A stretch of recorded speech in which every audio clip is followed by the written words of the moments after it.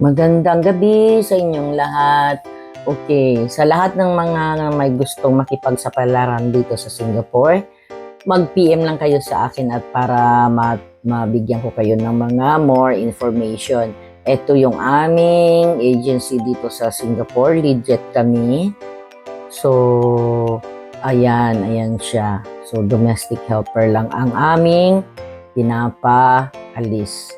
So, sana mag-PM kayo kung gusto niyo. Ang affiliate din namin dyan sa Pilipinas is legit din sila guys, legit. So, ayun lang, huwag kayo mag-alala. Ako bahala sa inyo pagdating nyo dito. Hahanap tayo ng amo, pero syempre sa inyo pa rin nakasalalay ang inyong kapalaran makahanap ng amo ng madalian. Kasi kailangan magaling kayo. Ano tawag dyan? Maayos kayo pagdating sa interview. So, yan lang. Maraming salamat at don't forget to subscribe sa ating YouTube channel.